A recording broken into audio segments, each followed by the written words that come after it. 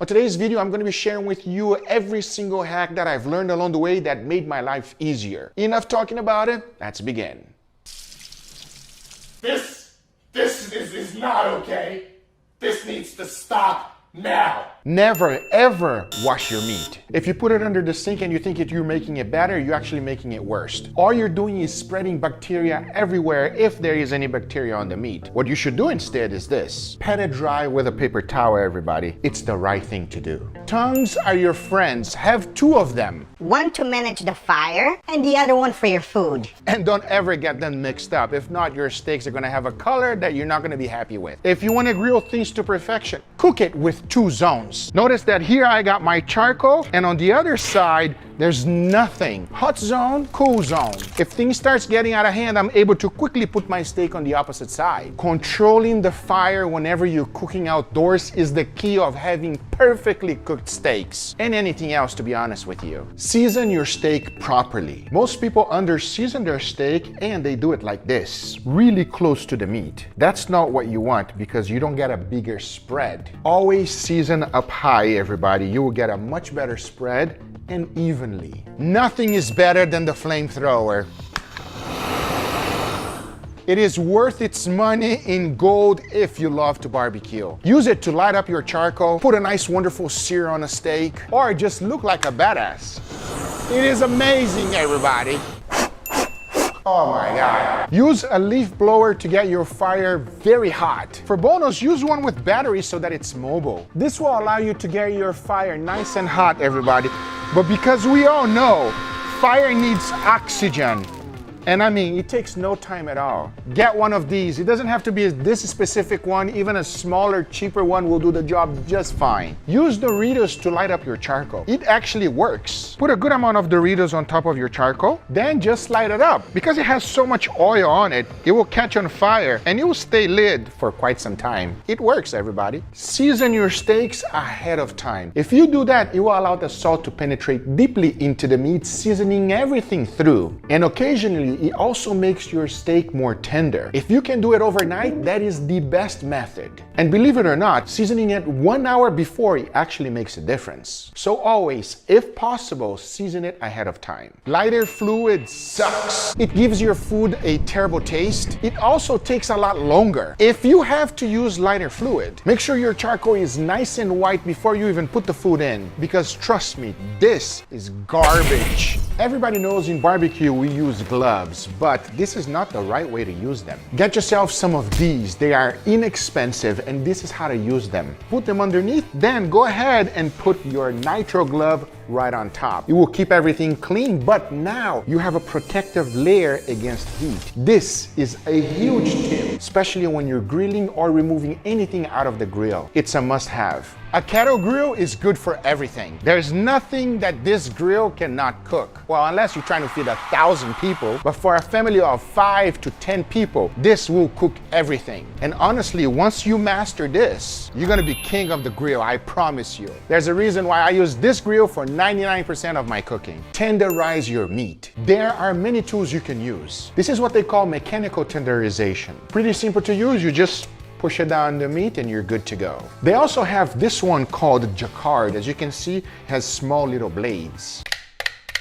It works, but it's also not my favorite. If you're from South America, this is quite popular. It's a hammer and it's popular for a reason. It works. But again, take a look at the meat. Jeez. My favorite method is this one. It's pineapple. You gotta blend the whole thing. The skin and all, but without the leaves. Then you wanna place it right on top of your steak and creating kind of like a slurshie, just like this. It's natural, it works well, and it's not only my favorite, but my crew's favorite way of tenderizing tough cut of meat. Because after 30 minutes, the enzyme already did its job. Understand coal management. Unlike the stove indoors, we don't have a knob to control the temperature. You can use your hand to do so, but as a guide, think about this. Charcoal has layers. If you put only one layer of charcoal, it's not going to be that hot. But if you add a layer on top of that, it's going to be hotter. And if you add another layer, it's going to be even hotter. 3 layers for searing is perfect. 2 for slow cooking and 1 for just like super gentle cooking. As you can see here, this basket allows me to fill up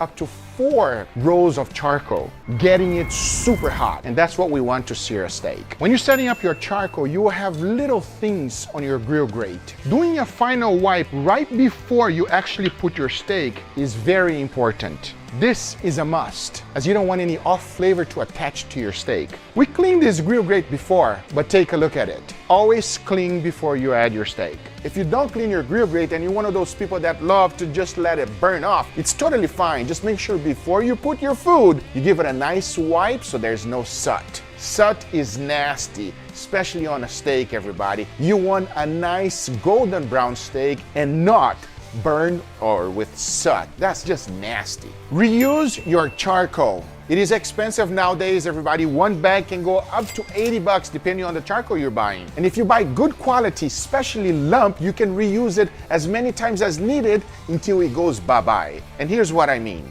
Take a look at it, everybody. It's just, it's still good. But here's what you have to do with it. The little ashes you see is what prevents it from igniting again. All you gotta do is give it a good shake.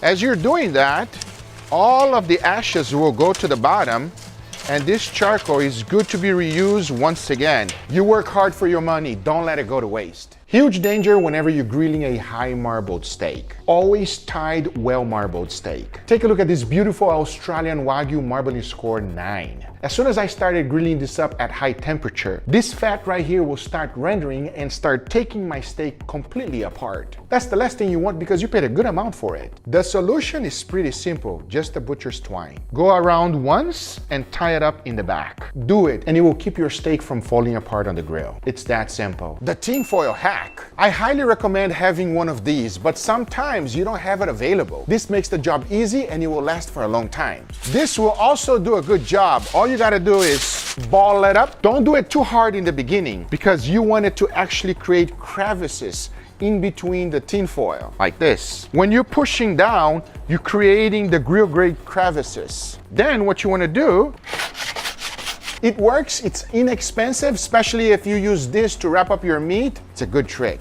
Another thing a lot of people use is an onion, and it works just fine as well. It's natural and it's available for everyone. You just gotta scrape the grill grate just like this. Fat is your friend, don't let it go to waste. Most people with a steak like this is just gonna go ahead and cook it immediately. I highly recommend you trimming out the fat you're not going to eat and render that fat super slow until it's nicely golden brown. You ever wonder why my steaks are always nicely bubbly every single time? A little bit of Wagyu fat being brushed when it's grilling goes a very long way. Now, if you don't got no time for this and you don't want to deal with it, you can buy it already pre-made. This one is pretty good and it will give you the same exact result. A scraper does miracles for burgers. This is an incredible tool, everybody. It allows you to get the crispy bits from a burger and makes your burger better. Let me show you. You want to scrape it really good and get that crust and flip. Look at that nice golden brown color. That's what you want. Always use this tool, it will be better.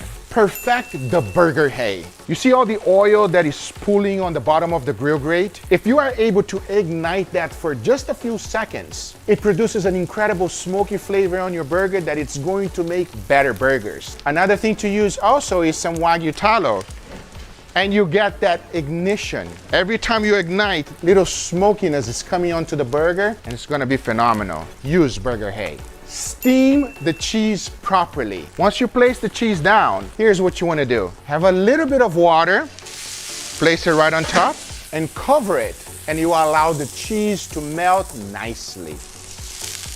Ready to go. Use a cold grate to grill. Yes, a cold grate, not a hot one. Let me explain. Right now, the charcoal is right here, and this side is cold. We're gonna use here to put our steaks, because if we put it here immediately, it will burn. Grill marks equals burn, not as good as golden brown. So always start off with a cold grate. That is the key of getting a nice, beautiful golden brown color. The internet is full of bullshit, everybody, and they give you a lot of hacks that don't work. Let me show you an example. The potato trick. So you want to grab the potato and you want to rub it on your grill grate so that it stops it from sticking. Once that's done, you go ahead and you add your chicken to the grate. Now, obviously, this is supposed to make the grill grate non-stick.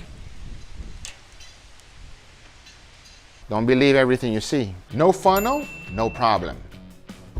If you're not using squeeze bottles, everybody, I highly recommend. Now the problem is getting sauces in here. I'm gonna show you two ways. If the sauce is thin, you don't need a funnel at all. Start from the bottom and then go up. And you should be able to use it without any funnel whatsoever. The problem lies when you have a thick sauce like this. Lay down some clinch plastic, then throw your sauce right in the middle. Go ahead and just wrap it like so. Because now that you've rolled it, all you gotta do is put one end inside and squeeze. You can see how thick this one is. Close it up and you're ready to put it on tacos or anything else you like. Flip every 30 seconds. Flip your steak, put it on an opposite side of the grill, and always work with a cold grate. By flipping your steak every 30 seconds, it allows everything to cook evenly. You will have a visual doneness, and most importantly, heat from both sides. Flip every 30 seconds, everybody.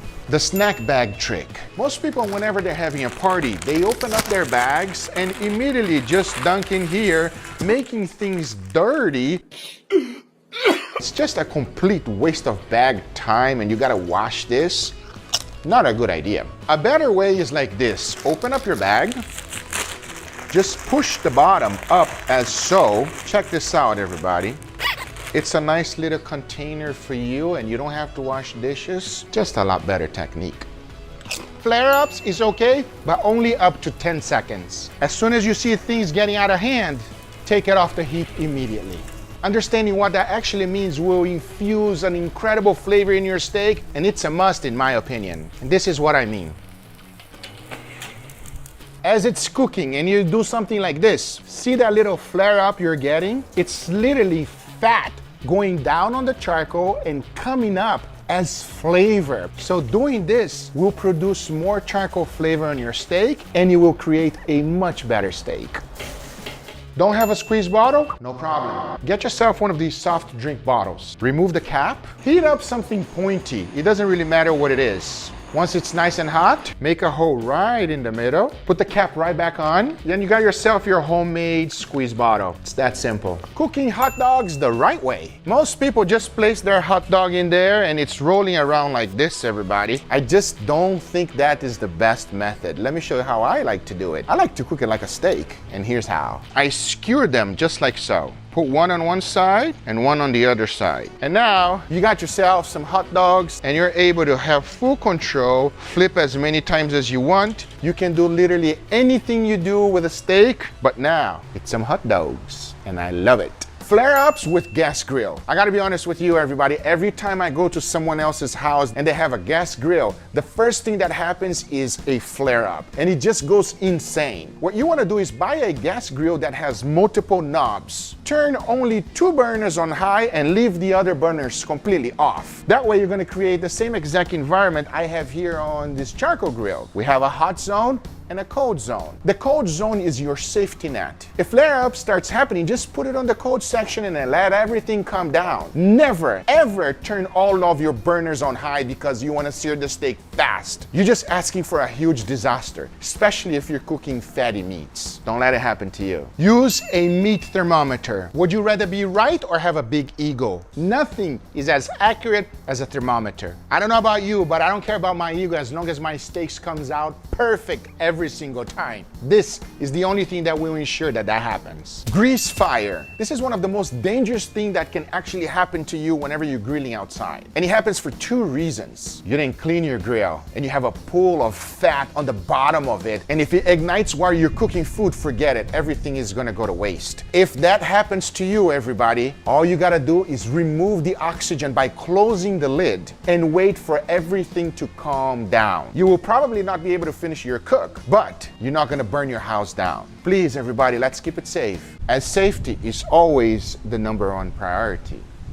Avoid a blowout. Now, if you have a pellet cooker or a Kamado grill, you know exactly what I'm talking about. When starting your pellet cooker, what you want to do is leave the door open for 5 minutes. Since a lot of smoke is coming out when it's starting, it will stop it from the fire being put out. And most importantly, that smoke, it's not going to get concentrated inside. Same thing goes with your Kamado grill. Make sure before you open it, just burp it. Slightly let a little bit of oxygen. That way it's not going to blow up on you. Seems like a little thing, but most people don't know about it, and that is a big deal. Don't let your fish stick to the grill grate. Stop the stickiness. Especially with fish. Let's say you're cooking salmon. Use some lemon. Lemon goes very well with fish. Lay it down, creating a bed just like this, and put your fish right on top of it. It will not stick, and it's also gonna give a wonderful flavor to the fish. Another option is to use a cooling rack if you have it. But I'll be honest with you, sometimes this actually sticks. But with the lemon, it's always a success. Prep your butter ahead of time. If you're taking it out of the refrigerator, you gotta open it up every single time. It's just a pain, it takes time. Look at this.